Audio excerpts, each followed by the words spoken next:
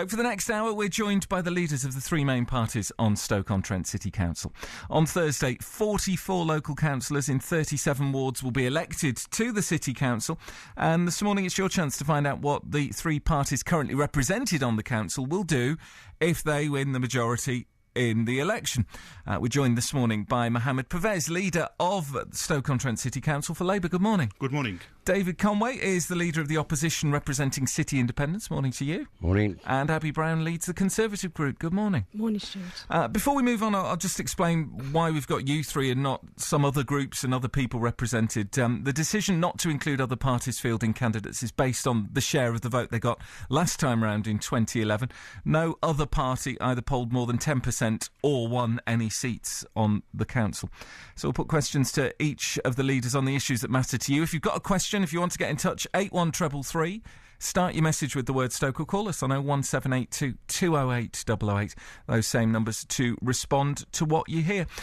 We'll start, I suppose, with the one thing that will overshadow any decisions any of you decide to make should you become leader of the City Council, which is the budget.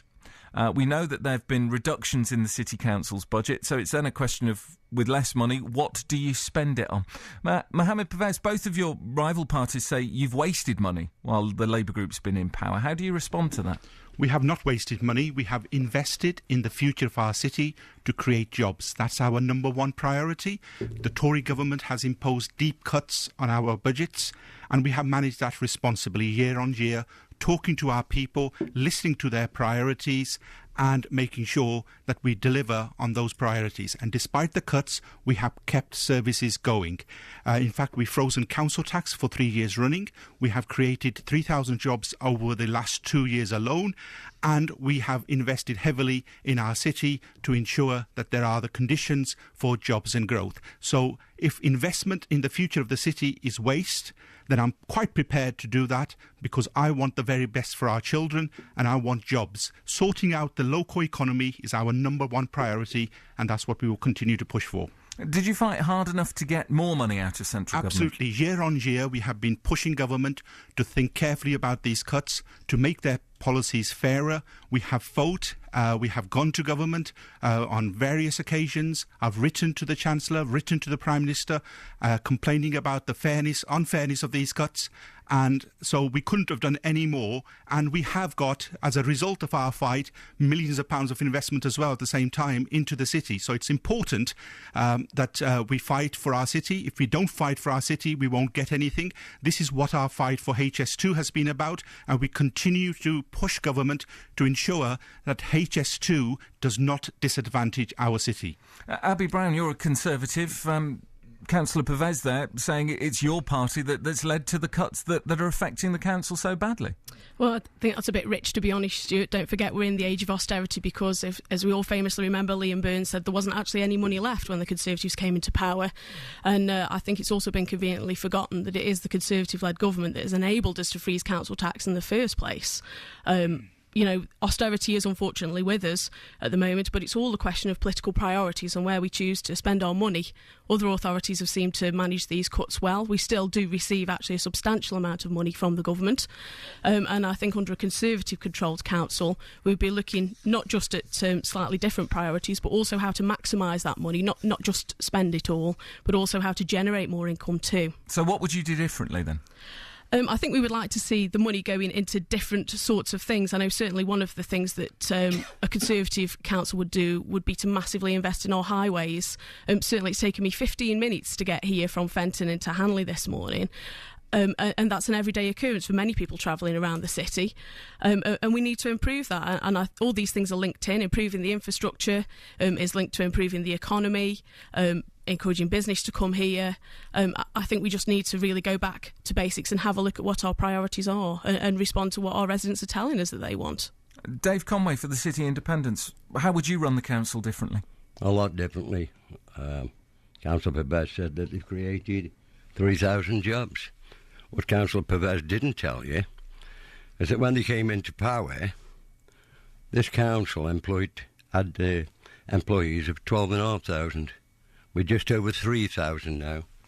So 3,000 that they've created and lost over 8,000 So... Well, let's explore that just for a moment, then I'll come back to you with how you'd run the council differently.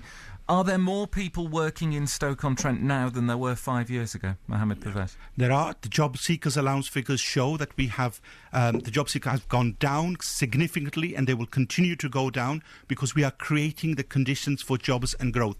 Councillor Conway talks about the loss of staff. It is regrettable, but those have come about because of the Tory government's cuts. Councillor Abby Brown talks about other local authorities managing cuts very well. Other local authorities are cutting children's centres. They are losing services day in, day out. We have kept services going. We have protected our children's centres. We are managing. If Councillor Abby Brown is referring to some of the Tory councils, then the Tory councils have had very little cuts imposed on them. In fact, Labour local authorities, some of the most deprived areas in the country, have had more cuts than some of the more affluent areas. So are you saying then if Stoke-on-Trent had a Conservative city council, the residents would have done better? No, I'm not saying that, but they have targeted the poorest areas far more drastically than they have the more affluent areas, because the Tory government does not recognise need. OK, Dave Conway, so you'd run the council very differently. We sort of digressed slightly to explore that one point. How would you run it differently? What would be different? Well, first of all, I agree with Abby, and I was the first to say about generating income. It's no government, either Labour or Tory, in future are going to give large sums of money out. Them days have gone, and they better get used to it, that they've gone. We need to generate income. We have been led to believe that if Labour get in, the days of austerity will finish. Rubbish. This will carry on and carry on. I'm hoping that the people of this city realise that we've spent money time and time again chasing money, millions of pounds, on bomb-pot ideas which haven't come to any fruition. Councillor Cumberbatch can argue for all he's worth. The proof of the pudding's in the eating. Which ideas are you referring to specifically? I'm the Chelsea Flower Show. Let's talk about that one, number one. £730 per head per meal. What did we get out of that? You talk about the Tories. The Tories sit down to those sort of price meals. I'm not joking. We can go on about methane gas. We can go on about everything that you've chased. HS2 you mentioned yourself. Right? This will go on and on and on. Will it ever happen? I don't think so. I think so. Let's look at these examples then. If we take methane gas first, this is the money that the City Council has invested in exploring extracting methane in the city to use to create energy. What would you have done? Would you have ignored that opportunity? How would you have handled it differently? I would have handled it differently by, first of all, having concrete proof that it's there and it's at the cheapest, it's the quality at the cheapest rate that we can get that out without it costing. And who'd have paid to find that out? Like we have done. Who'd have paid to find out the concrete proof? The argument this council used is we'll get private investment in there. Well, there's your answer. Not my answer, their answer. Mohammed Pervez. It's interesting. You raise a very good point, Stuart. Councillor Conway is basically saying that he will do exactly the same as what we did. There's an opportunity there. There is gas beneath us. We want to explore and extract that gas. We've done the feasibility study on it, and we've said at this moment in time, commercially it's not viable. That conversation continues with the private sector in terms of whether some commercial partner can make it more viable. It was right and proper to explore that. Yes, in order to do that feasibility, it costs money, but we couldn't ignore it. If you look at our against district the background of austerity, though, it cost quite a lot of money, didn't it? How much? But the impact of that would have been absolutely huge. And as I say, the coal bed methane project hasn't died yet. We continue to explore ways of trying to commercialise it further. It needs a little bit of work, and some work is taking place in the background. But of course, the district heating network, the deep geothermal network, low carbon economy, that's a huge plus for the city, because again, we are sat on natural resources in terms of hot water and beneath us, which can be extracted, which can then be circulating around a district heating network, which supports residents, which supports those businesses, which in turn creates the right conditions for jobs and growth. That is what we're about. We want our city to excel. We want to market our city not only internally, but to the national and international markets. That's what Chelsea Flower Show has been. And actually, you do not sort out the city's economy overnight. It will take time, but it is about promoting the city positively, not spreading doom and gloom as the city independents have been. Is that what you're doing, spreading doom and gloom? All right.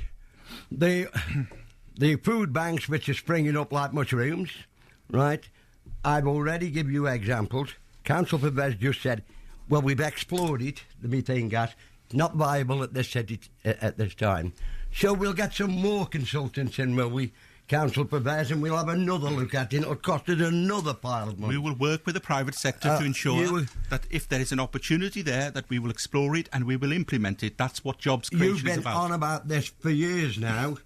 You keep on and on and on throwing money at bomb-pot ideas what are not coming to... What have you got show for the Chelsea Flower Show? What have you got show? We've got a lot to show. We are in discussions with the Royal Horticultural Society. We are in discussions with various businesses at this moment in time. The councillors may know what these discussions are about. The voters don't. What's the discussion with the RHS discussions about? Have been... Well, let me say, the discussion has been around working with businesses to try and bring jobs. One of the things that you have to remember is that the city has been neglected for decades.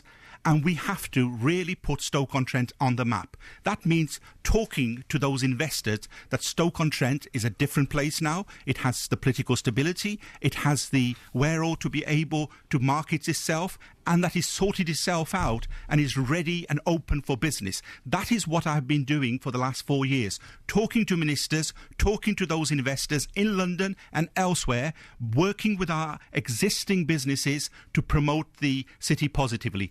And our business community is now standing shoulder to shoulder with the City Council, promoting the city with us, which obviously Councillor Conway is in disagreement with. Abby Brown, would a Conservative-led council have spent money going to Chelsea? I don't think we would have done unless it was being heavily sponsored by the private sector. I know certainly the response that I get from a lot of residents in my ward is that it's all very nice to have the garden there, but actually if you come to Stoke-on-Trent it won't look anything like the Chelsea Flower Show garden. Residents complain about grass not being cut in some of the areas where actually, you know, we get substantial amounts of council tax from, and they're unhappy about that and they can't really see the relevance of it. 01782 208 008 to have your say this morning on BBC Radio Stoke. We're joined by leaders of the three main groups on Stoke-on-Trent City Council this morning. Let's get the latest on the roads. Here's Liz. Still a couple of problems, Stuart, around Newcastle Rycroft. The A52 is partially blocked between Lower Street and Barracks Road, the A527. It's because of an accident. A car's gone into a lamppost and traffic's rather slow in the area as you're having to squeeze by. We're getting reports of problems in Tunstall on Springbank Road. A 4-vehicle accident reported near to Whitehead Road. Police tell us they are on the way to the scene. It's looking a bit better on the Werrington Road stretch, the A52, as you head around Newhouse Road. That accident has cleared out of the way. The A500, the D Road, is still very slow in places around the Sidaway roundabout, so the A50 as you head towards there. Around the Hamford interchange, making the A34 up from Trenton quite congested still, and passing Woolstanton and also around Etruria on the A53. Around the Cobridge traffic lights in Burslem remained slow this morning, the junction with Waterloo Road. If you see a problem, call us 01782 208 008. Keeping Staffordshire and Cheshire on the move. With travel news every 20 minutes. This is BBC Radio Stoke. Today's weather across Staffordshire and Cheshire: cloudy start, some rain around first thing. It should clear later this morning, leaving a bright afternoon, plenty of sunshine and the chance of a couple of showers with high temperatures of 14 Celsius. That's 57 degrees Fahrenheit. Election 2015 on the BBC, making it clear And we're talking about the local elections in Stoke-on-Trent, elections for the City Council. With us this morning, leader of the council as it stands, Labour's Mohammed Pervez, leader of the City Independent Group, which is the opposition on the City Council, and Abby Brown, who leads the Conservative Group. Lots of comments coming in. We'll get to those in just a moment. 01782 208 008 if you want to have your say on what you're hearing. Questions coming in, perhaps not surprisingly, on the Smithfield development. Mike in Tunstall wants to know about whether the money spent on it is money well spent. Abby Brown, first of all, for the Conservatives. What do you make of what's happening just down the road from where we are in the Cultural Quarter in what will be the central business district?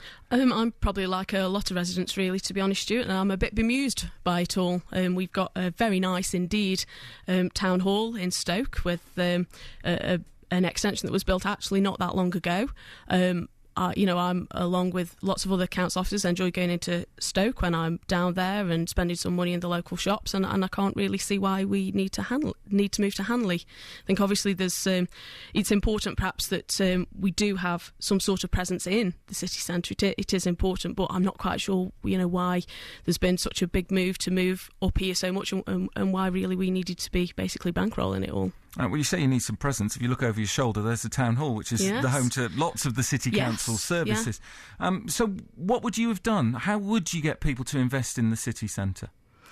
I think, obviously, I don't think, to be honest, there's been any disagreement between my party and the Labour group over the fact that we do need to create a city business district. I think that's common sense, really. But whether, as a council, we need to be the ones who are majorly behind it in such a big way, I think is something that we would raise questions over. Dave Conway, what do you think of the money that's been spent on the Smithfield development? Well, you've just asked Abby those questions about what would you do. I have said it for the last 10 years that Stoke should have been the jewel in the crown. This is the problem with this city, and I experienced this last week when I bought something for the wife and had to wait 4 days for the delivery. This is exactly what's wrong with this city. It's when you are selling goods and services. It's when the customer needs them, not when you think they should have them. Now, all this is going to go in Hanley. Let's look at the road infrastructure. It's all right getting an high-speed train from Manchester to Stoke in 20 minutes. Oh, brilliant. Then take an hour to get into Hanley because of the road infrastructure. What was the point of getting a high-speed train in the first place? We did not think this out. Stoke, to me, is still the jewel in the crown. It's got the D road, it leads onto the motorway, we've got a train station. That's my jewel in the crown, has been and will be always. That is what makes Stoke the jewel in the crown. That said, what do you make of the big development at the Smithfield, then? Oh, well, we had a blessing over that, We had preachers there giving us the blessing and all this. Now, correct me if I'm wrong, we were going in, move in there early this year. We're in May now. We know nothing of what's going on. Open and transparency doesn't exist in this city council. I don't know what's wrong. We didn't move in. There's rumour after rumour after rumour. So when it all comes out, or when's it going to come out, or when they're going to move in, let's ask Councillor Pervez that. In the meantime... Well, let's do that. First of all, why isn't the City Council in any of the buildings on the Smithfield site yet? OK, because the building is not yet ready. Building work is still ongoing. Obviously, the council, through the developer, contracted with the builder. It is the job of the builder to build that building and make sure that the development is satisfactory before it hands it over. Once the developer has given us a date, we will move in. The developer was alerted to a potential problem with the building, which is being sorted out at the moment. The council quite rightfully pushed back and said, we want a satisfactory development here, and we want to make sure that you address all the issues with the building. So what's wrong with it then? There was some issue with the precast slabs that were in the building. This is the concrete that makes up the floors, is it? The floors or the ceiling, depending on what floor you're standing on. And they are addressing the issue as we speak. So the building work's continuing. They're doing it. As soon as we've got a date, we will announce that and we will move in. Now, is the council being compensated for this delay? the council is in negotiations with the developer, with the builder, in terms of what are the next steps, and that's what they're looking at the moment. But I think the council is absolutely right to demand that they receive a satisfactory building at the end of the day, because that's what they paid for it, and that's exactly what the council's doing, and that's what I'm supporting them to do. The rest of them is all rumours, and at a time of an election, people want to stir as much as possible, but I don't rise to that kind of negative politics. OK, so just to clarify the position then, the only fault and the only cause for delay in the Smithfield is the problem with the precast concrete? Well, that's what I'm aware of, yes. Previously there was a problem with one of their subcontractors liquidating, which they then secured another contractor. And of course, you know, there might be some, as in all developments, there may be other minor issues that have to be addressed along the way.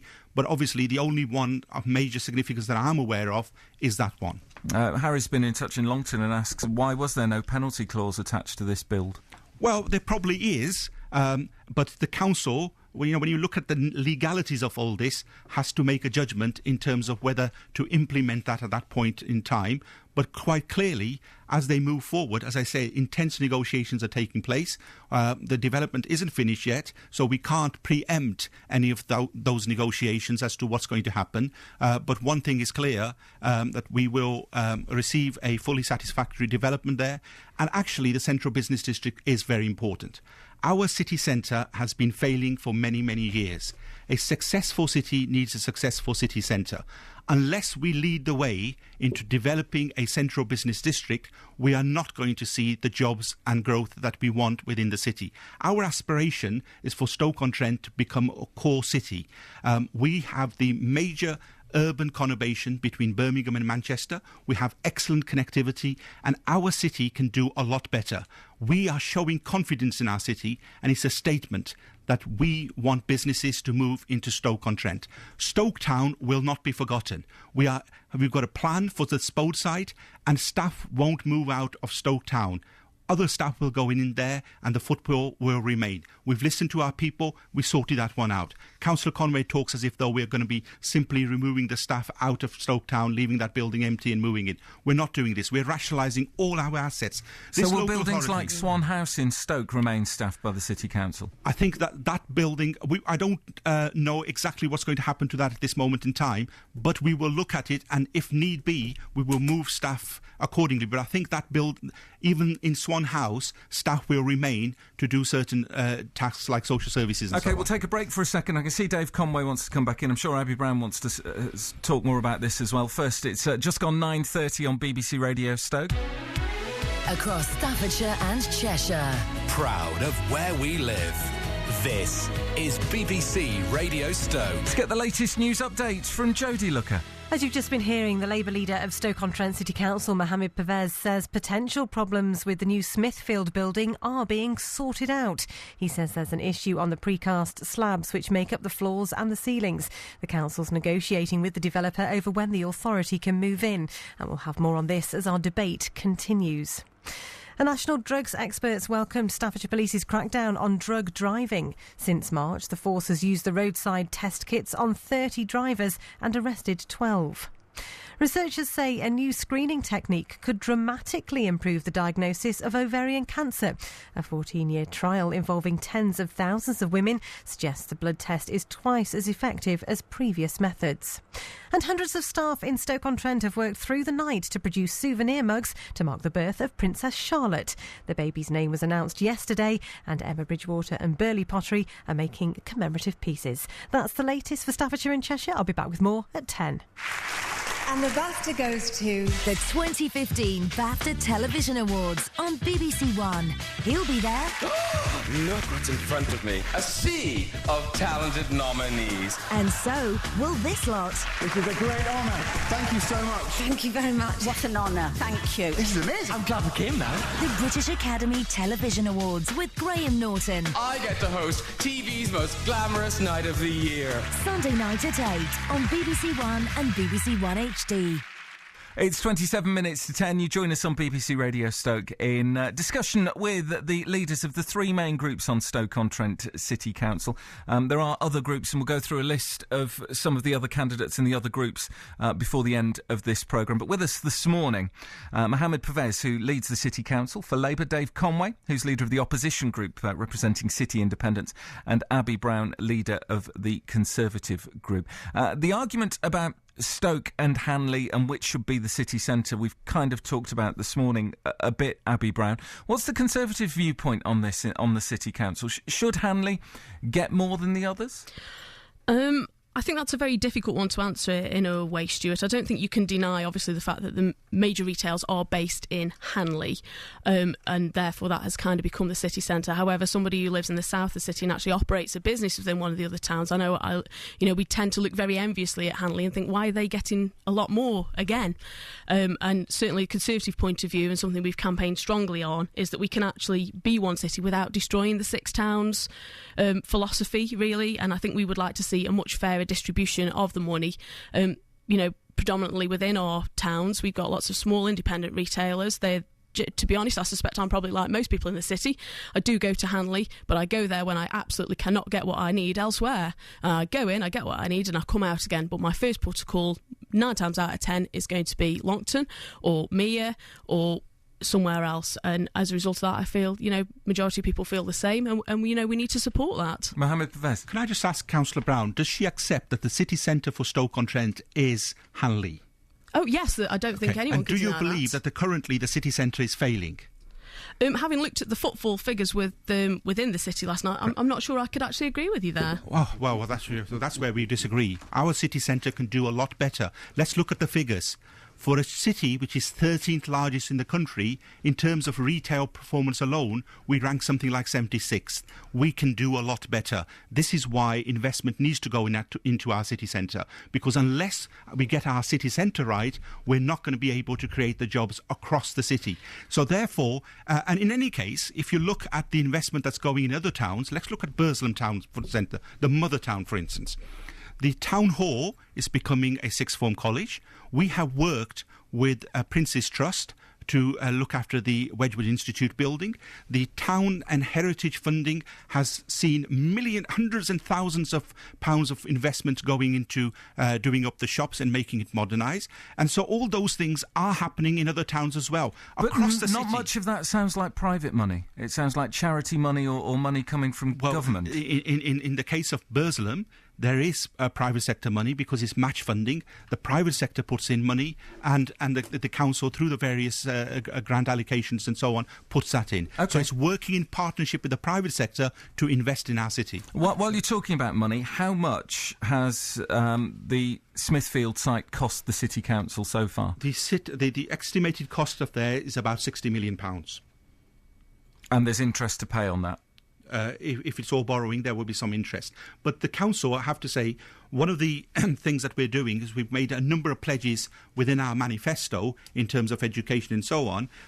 Locked in the base budget was an interest rate of about 4%. The council has been able to negotiate a very favourable interest rate with the Public Works Loan Board at just 2.5%, which means some money can be released for us to put in £1.8 million into education, to creating 100 apprenticeships, more school placements for children within the council, turning around potholes within 5 working days, and to provide free weekend car parking. Dave Conway, the City Independent Group, in your manifesto, it says that you want to, and I quote, explore options regarding the central business district. What does that mean? Right, let's just stop here now. Let me just put one or two issues right first. Councillor Babette said Councillor Conway talks as though all the civic centre was going to move up to Hanley, which isn't true. That was true at the beginning, because if I remember rightly, and I do, you've got 29 interested parties waiting to buy the old civic centre and the town hall. Then must have been all wearing bandages, because when they took them off, they just disappeared into nothing. So let's get that right first. The Stoke to me, with all its failings, and it might have one or two, like the Victoria Ground, But is it really the place to go, Hanley, when you go up Hope Street? It's narrow streets. I've been there 4 o'clock in the morning. Well, we've already clarified, I think, your key point of difference here is that the Labour group see Hanley as the city centre. And you don't. And I think that's a key point of difference, and the voters can make their own minds up on who they agree with. However, what would you do then with the £60 million site just down the road from where we are in the cultural quarter? What would you do with it? Well, I'm glad you've asked that, Stu, because at the weekend some children went to visit that, and they were all asking, is this the new Toys R Us? So I suggest we try to flog it off. Even if we don't make a profit, just sell it just to get his money back. So let's be clear, you would sell it off at a loss? No, I did. I just put that right when I said not at a loss. Right, OK. So what if no one wanted to buy it? Well, let's put it this way. Just move the mic back in front of you, because I can hear you, but the listeners can't. Nobody wanted to buy the Civic, did they? Well, we might have the same problem. 29 interested parties, that was their words, were interested into buying the Town Hall and Civic. That is correct. And they disappeared. Where are they now, then? They did not disappear. That was a soft marketing exercise to see how much that centre will fetch. Actually, the economy of that Stoke town is about to be boosted with the decision of Staffordshire University to locate on a single site in Stoke-on-Trent. So our city centre will now be the actual city centre in Hanley, stretching all the way to the University Quarter, and that link to Stoke Town is going to be absolutely crucial. So we are creating a corridor, regenerating a whole corridor, which is going to be really good for the residents and good for business. That's what that's about. And actually, as part of our asset rationalisation, in other words, looking at the number of buildings that the council's operating from as part of implementing the budget, we have looked at it. The council was operating from something like 129 buildings. Clearly, that's not sustainable given the cuts that we're getting, and therefore we have been able to reduce the number of buildings, operate from key sites. We will keep presence in Stoke Town as well. We have got a plan for Spode site. We are investing in Stoke Town in terms of grant allocations to do up the shop fronts. So we are investing across the city in all the towns and ensuring that the town centre economy is boosted, as it would be when we introduce the free weekend car parking, which has been welcomed by the residents and businesses out there. Stay with us on BBC Radio Stoke. The leaders from the three main groups on Stoke-on-Trent City Council with us this morning. We'll just take a quick break for the latest on the roads. Here's Liz. There's still problems as you make your way around Burslem. It's slow at the Cowbridge traffic lights, the A53 junction with Waterloo Road. But better news in Newcastle on Rycroft around Lower Street and the A34 and King Street, the A53. That accident has been cleared out of the way. As it has in Tunstall on Springbank Road, that accident cleared away relatively quickly near to Whitehead Road. You've still got queues on the A50 as you head from Longton towards the Sidaway roundabout and the A500. And the A500 is still struggling around Woolstanton Retail Park as you make your way around the Hanford interchange and towards Junction 16, which is still quite slow on all approaches. And you do have lane restrictions in place while roadworks continue around there. If you see a problem, call us now, 1782 208 008. Keeping Staffordshire and Cheshire on the move. Travel news every 20 minutes. BBC Radio Stoke. With me this morning, the leaders of the three main groups on Stoke-on-Trent City Council. I say main, these are the groups that have elected representatives in the last election and also polled more than 10% of the vote. They are Dave Conway, leader of the opposition group representing the City Independents, Abby Brown, leader of the Conservative group, and Mohammed Pervez, leader of the Labour group and, in the last election, leader of the City Council. A question specifically, I think, for you, Abby Brown, from John. He says, why hasn't the Conservatives put up a candidate in Eaton Park? I've only got two to choose from, and that's not democracy. I know, I'm sorry to hear that. And, we have tried hard to field a full slate of candidates, but, we are a smaller party within the city. I don't think that would be a surprise for me to say that. And although it's not ideal, obviously, we have really looked to sort of prioritise in those areas where we felt that we were best able to represent residents' views. And obviously there is the opportunity for John to vote for our parliamentary candidate in Stoke-on-Trent South. OK, so hopefully that answers that. Central. Just sorry. Doing the geography of it. Let's put some more questions from listeners. Mike in Tunstall says that you've been on about the Smithfield. Can you ask Councillor Pervez, is it still money well spent? And how much interest is there in that site, other than from the council? I believe that it is money well spent because we need to create a central business district within the city centre, which is going to help boost the local economy in the city centre. And again, that city centre, a viable, vibrant city centre, will then act as a magnet for further growth across the city. How frustrating is it for you that 2 days before an election you can't say, and we've got this company, and this company moving in? Because even the two buildings haven't completed yet. But they should have done. They're late. Jobs take time. I can tell you, Manchester and Birmingham didn't achieve what they have overnight. That took a decade to sort out Manchester.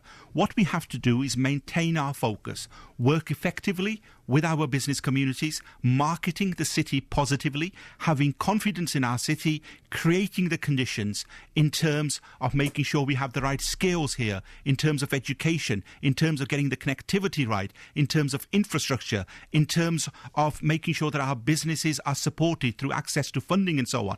All those things will help make Stoke-on-Trent a great working city once again. The government has got confidence in us, as has been indicated through the city deal. The business communities are standing shoulder to shoulder with us, saying that Stoke-on-Trent is a better place now than ever it was. And I stand for jobs, jobs and jobs. And yet, Abby Brown, George Osborne and David Cameron were in Crewe during the campaign talking about the benefits of HS2 to Crewe. There's no chance a Conservative government will give Stoke-on-Trent a station, is there? I don't know. Obviously we are, we've been lobbying and, the Conservative group have supported the idea of possibly bringing HS2 to Stoke. I think, we possibly would have run that slightly differently. I was a bit disappointed, I have to say, as a Conservative group leader, not to be personally asked what contacts I might have within the party to be able to help that move forward. But, I guess that's the decision of the council, that they don't actually want to use the Conservatives that are democratically elected to help with that. Why didn't you ask the Conservative group leader for some contacts in government, or have you got good contacts with government? Can I just say the decision of HS2 went through full council, which Councillor Abby Brown had every opportunity to take part in. How they supported and what they did is a decision for them. We have worked with the local enterprise partnership. We have worked with all partners, businesses, Chamber of Commerce, and lobbied with a single voice to government that this is a city that has the largest urban population between Birmingham and Manchester. It has a huge potential for growth, and the right place for a HS2 station is Stoke-on-Trent. We put that fight up. In fact, how did you feel then when the Chancellor and the Prime Minister were in Crewe talking about how important it was for Crewe? Well, we don't agree that the right place for the station is Crewe. We believe it's a city. And if HS2 Limited and government are right that HS2 is about connecting cities, why are they leaving Stoke-on-Trent out? That is our fight with the government. But in any case, wherever the station goes, at the end of the day, we can only fight that the final decision lies with government. What we will not have is sit back and let our city be disadvantaged by HS2 bypassing Stoke-on-Trent. We will fight and we will get the best deal for Stoke-on-Trent. Did you feel a bit between a rock and a hard place on this one? Because you'd have had people having a go, and I'm sure Councillor Conway will have a go in a minute about his views on HS2. But if you'd done nothing, people would have said, well, why aren't you fighting for us? By spending potentially hundreds of thousands of pounds on it, people are saying you're wasting hundreds of thousands of pounds because there's a sense that it's a done deal. It often feels, as a leader, of being between a rock and a hard place, because no matter what you do, there will be some that will criticise you. I have to be able to sleep at night, and I have to make sure that whilst I'm in the office as leader, that I am doing the right things to promote the city. Even if I go down, I can live with myself doing the right things rather than doing the wrong things. Now, we don't have any HS2 experts within the council. There is no need to have those officers in there forever in the council, because HS2 is a once-in-a-lifetime opportunity. Therefore, it was right and proper that we got the experts in and basically putting that case forward in a very compelling way to government that this is why we want Stoke-on-Trent to have a HS2. That's going to be cheaper. That's going to be environmentally more friendly. That is going to give a HS2 connection to Manchester some 7 years earlier. OK, let me bring in Dave Conway. If I can just finish off. Actually, whether we get a station or not is irrelevant. This HS2 campaign has put Stoke-on-Trent on the world and national map. I was in London standing in the street. Somebody walked up to me and said, "Are you Councillor Pervez from Stoke-on-Trent?" I said, "Yes." He said, "I have to say you put forward an excellent HS2 bid to government. Very well done." That's what this HS2 bid has actually helped us to do, to show the world that Stoke-on-Trent is open for business. Dave Conway, you don't look convinced at all. I'm not convinced. I'm not convinced, because this on top of the other, which I've given examples of, throwing money after money, and it seems like somebody's chasing the losses here. It doesn't work. Look, I have made it quite clear in my manifesto, and I've been accused, yes, I was accused of a top officer saying, "Left to you, Councillor Conway, you've put a big fence round Stoke-on-Trent and look after the people of Stoke-on-Trent." My answer to him was, "Now you're thinking like a city independent. It's time we've got to stop about talking about Manchester, Birmingham. You will never compete. They've got international airports what bring millions of visitors into those cities every week. And if they only buy a cup of coffee and a small cake, their economy is boosted. Get real here. Just get real for once." So would you write off HS2 coming to Stoke and look for alternative ways of regenerating? So how would you regenerate the city? Exactly, because as I've said... You wouldn't build in the city centre. You wouldn't try and move councillors or council officers into the city centre. What would you do? Hold on, Stuart. I have told you, and you've listened, that my jewel in the crown is Stoke. I gave the reasons why Stoke is my jewel in the crown. Let's use what we've got instead of spending money. Best value always springs to mind. We've got the D road, we've got the motorway at the end of it, and we've got the railway station. Let's use what we've got every time. Oh no, that isn't good enough. We've got to build a Rubik's Cube, or make it, and this is good for the city. No, it isn't. It is not good for the residents of this city when I think this is what we forget here, that the people of this city are the major stakeholders. And when you go and borrow millions and millions of pounds, it's they alone who have to pay the bill.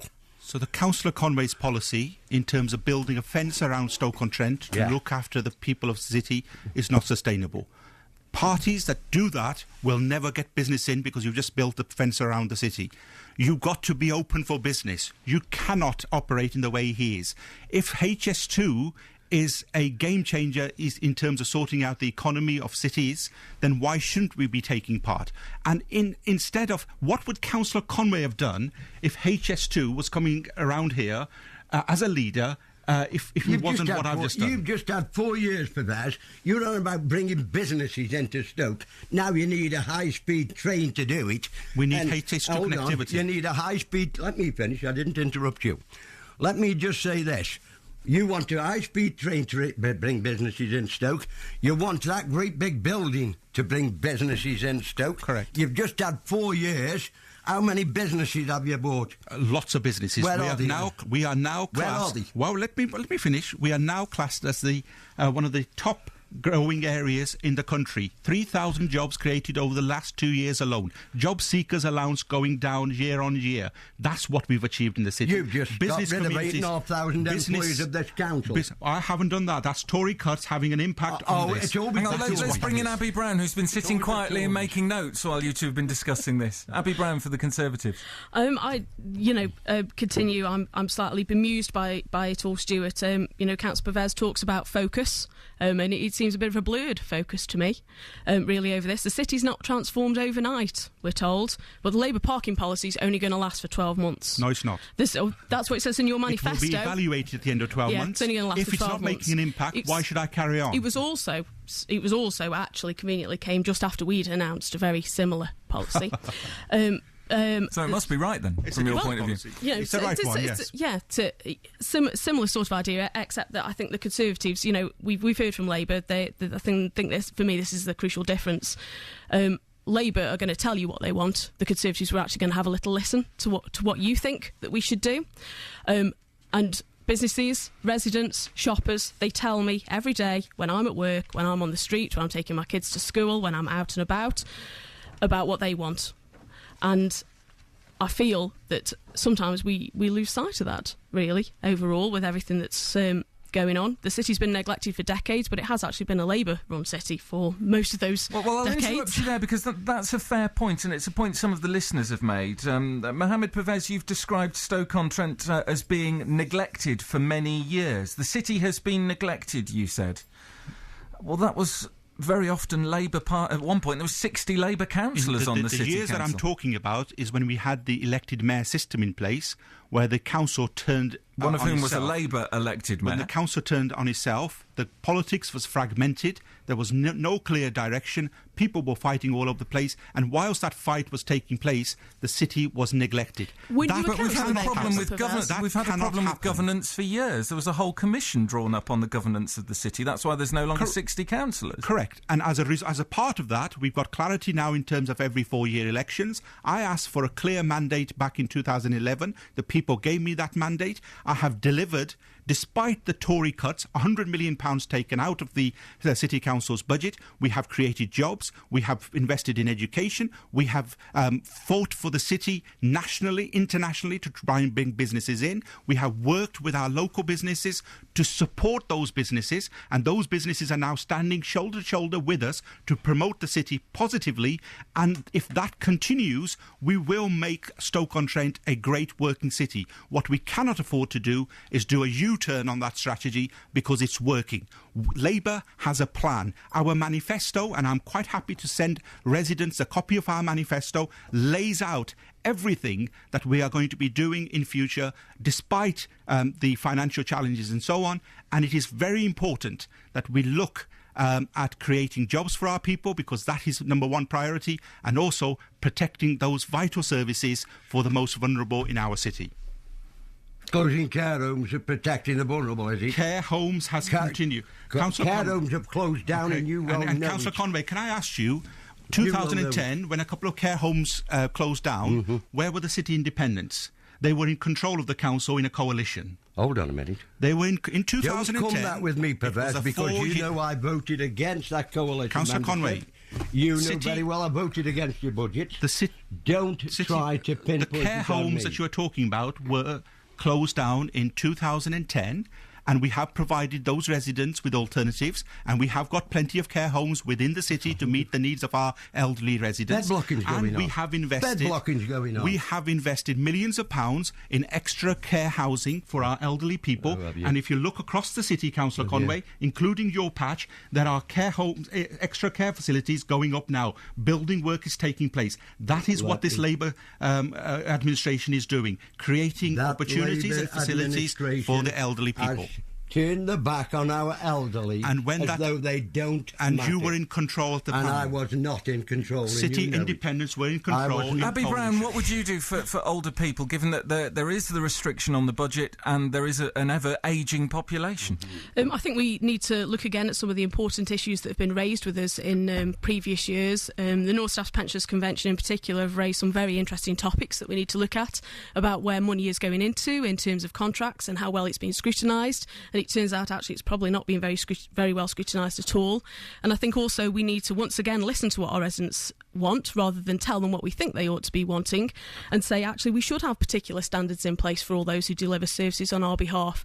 These people that are having services from the council, they could be somebody's grandparents, could be somebody's parents, sisters, brothers, and we deserve to give them the respect that they deserve and that we would give to our own parents. And as a council, I believe that it's inherently important to us that we are seen to be doing that. And frankly, I don't think we are at the moment. One final question, really, on how it all works, since, Mohammed Pervez, you bring up how the council works, and from your point of view, it sounds like you feel it's working better now than it has done structurally. Do you feel that the perception of Stoke-on-Trent is better inside the city or in other parts of the country? Because you've talked a lot about marketing it. It's improving inside the city. It is much, much better outside the city. But actually, part of what's inside the city is how we sell the city. Okay, unless we join forces with our business communities, with our residents, to market the city positively, we're not going to make progress. We can't continue to knock our city down. We don't want HS2, Councillor Conway says. I won't do this, I won't do this. Ask him what plan he has for jobs and growth in the city. Let's find out what you really do for the tenants of our city. Well, Dave Conway, this is your chance to tell the listeners this morning, what would you do? We've heard a lot about what you would. I'll put it in my manifesto. 30 seconds. I'll put it in my manifesto. Let's go and you say you want to invite people here. Take them around and see the back alleys we've got with all its shale and all. So what would you do? You've now got 20 seconds because the news is on the way and Perry needs to start. It needs to get, and we've got to generate income, and we've got to serve the people of our city. And yes, those people who live in our city. Abby Brown, what would you do in 30 seconds? I think residents should take a look at our manifesto and contrast it with what Labour are offering. You know, back of a fag packet, they've been in power for 4 years and we're suggesting doing all these things, very small things. I believe that we offer aspiration, inspiration, communication and also confidence, most importantly confidence in our communities. OK, thanks very much for talking to us this morning. The leaders of the three main groups, there are candidates as well from UKIP, the Greens, the Trade Union and Socialist Coalition, the Liberal Democrats, the Independents and British Voice. You can have your decision on Thursday. We'll get the result hopefully on Friday.